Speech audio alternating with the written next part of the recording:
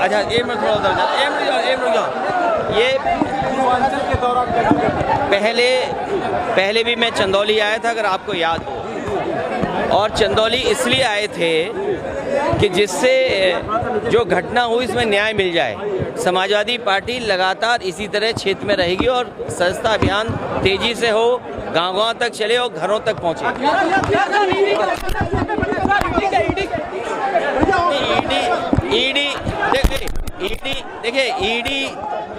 ED कोई नई चीज नहीं है और समय समय पर पॉलिटिकल लोगों को परेशान करने के लिए, और ये पहली बार नहीं हो रहा है देश की राजनीति में, पॉलिटिकल लोगों को परेशान करने के लिए केंद्र सरकार हमेशा ईडी का साथ लेती है, सहयोग लेती है। आप बताइए, बुंदेलखंड एक्सप्रेसवे सबसे बड़ी योजना प्रदेश की थी, क्या सीबीआई जांच होगी उसकी, क्या ईडी जांच होगी कि नहीं होगी? बुंदेलखंड एक्सप्रेसवे जो प्रधानमंत्री जी ने उद्घाटन किया और उद्घाटन करते ही, बारिश होते ही पूरे के पूरे गड्ढे हो गए, लोगों की जान जा रही है।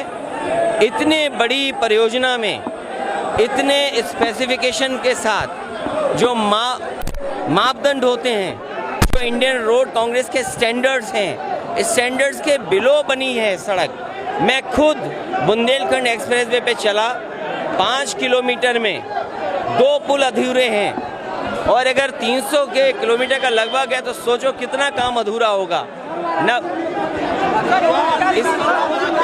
देखिए ये समाजवादी पार्टी और समाजवादी पार्टी के गठबंधन पर कभी भी समाजवादियों ने गठबंधन किए होंगे, नेताजी से लेकर के अभी तक कभी समाजवादी गठबंधन पे आरोप नहीं लगता था कि पैसा लेकर के टिकट दी जाती है। लेकिन जिस तरीके से ओम प्रकाश राजभर जी के साथ जब गठबंधन किया, आरोप लगा समाजवादी और गठबंधन पे कि यहाँ पर पैसे लेकर के टिकट दी जाती है। उन्हें अगर बीजेपी के साथ जाना है, बीजेपी के साथ तालमेल है और बीजेपी का काम है divide and rule. Divide and rule केवल ये नहीं है कि जातियों में बांटना, धर्म में बांटना। मैंने सदन में भी कहा था कि डिवाइड एंड रूल का मतलब ये भी है कि विपक्ष को बांट के रखें, विपक्ष के लोगों को डरा के रखें। हो सकता है कोई डर हो, बीजेपी की तरफ से कोई दबाव हो। आपने महाराष्ट्र में देखा, मध्य प्रदेश में देखा, बंगाल में आप देख रहे हैं, दिल्ली में आप देख रहे हैं, कांग्रेस की सबसे बड़ी नेता, क्या कोई कल्पना कर सकता है कि उन्हें भी ईडी बुला लेगा? जब कांग्रेस की लीडर को ईडी बुला रहा है तो ये संदेश बीजेपी दे रही है कि अगर उसके खिलाफ कोई बोलेगा तो आपको भी बुला लिया जाएगा। हो सकता है इसीलिए उत्तर प्रदेश का गठबंधन तोड़ा गया हो।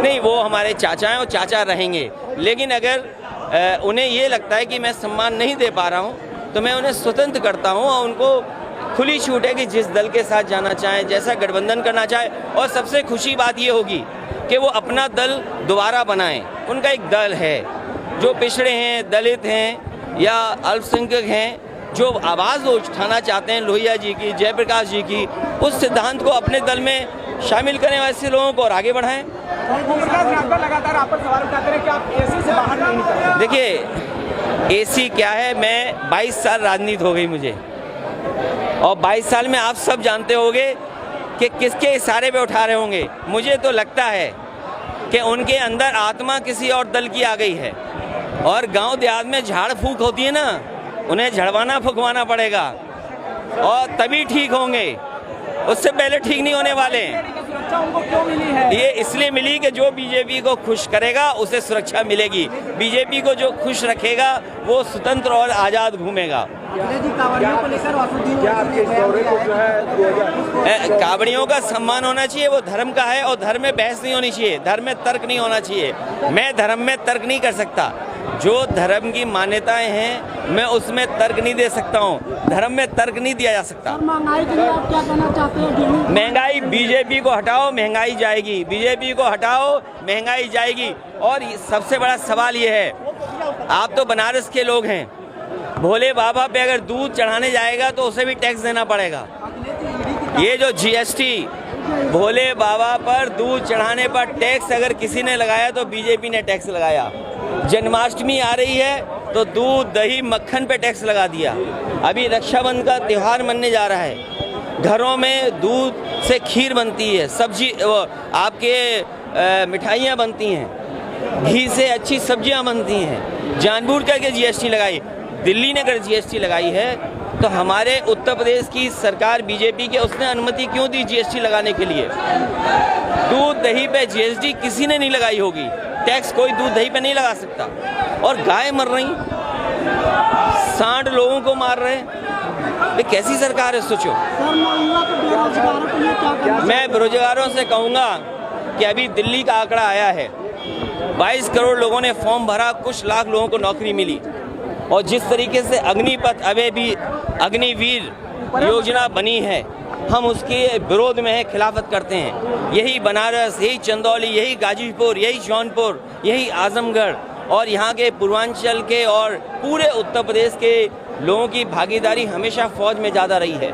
हमेशा फौज की सेवा करने का उनका सपना होता है, वर्दी पहनने का सपना होता है, देश की सीमा को सुरक्षा देने का उनका सपना है। लेकिन इस सपने को तोड़ने का काम वो कर रहा है तो भारतीय जनता पार्टी के लोग। और भारतीय जनता पार्टी के लोग वो लोग हैं जो सबसे पहले भाषण में बोलते हैं भारत माता की जय, जो भारत माता की जय बोलते हैं। उनसे पूछिए अग्निवीर क्या है।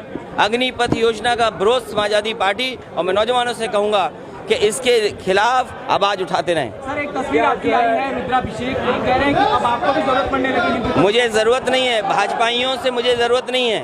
भाजपाइयों से धर्म नहीं सीखना है। भाजपाइयों का धर्म केवल इस्तेमाल करने के लिए है।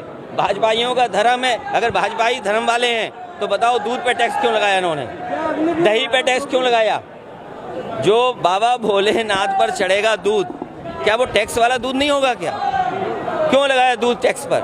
आजमगढ़ और राजपुर में आप प्रचार करने नहीं गए, ये बात वो हमारी पार्टी का इंटरनल फैसला है और हमें भरोसा रामपुर और आजमगढ़ पे आने वाले समय में दोनों सीटें समाजवादी पार्टी के साथ होंगी। कार्यकर्ताओं में जान फूकने के लिए आपका ये दौरा है सर पूर्वांचल। समाजवादी पार्टी का कार्यकर्ता बहुत मजबूत है, ना वो निराश होता है और हमारा उनसे ज़्यादा सिद्धांत मजबूत है। वो जानते हैं और उत्तर प्रदेश की जनता जानती है कि भारतीय जनता पार्टी को कोई सफाया करेगा तो वो समाजवादी पार्टी के लोग हैं। 24 में समाजवादी पार्टी भारतीय जनता पार्टी का मुकाबला करेगी और मैं जनता से कहूँगा कि जनता से अपील करूँगा, निवेदन करूँगा कि अपना वोट खराब न करें किसी और को दे करके।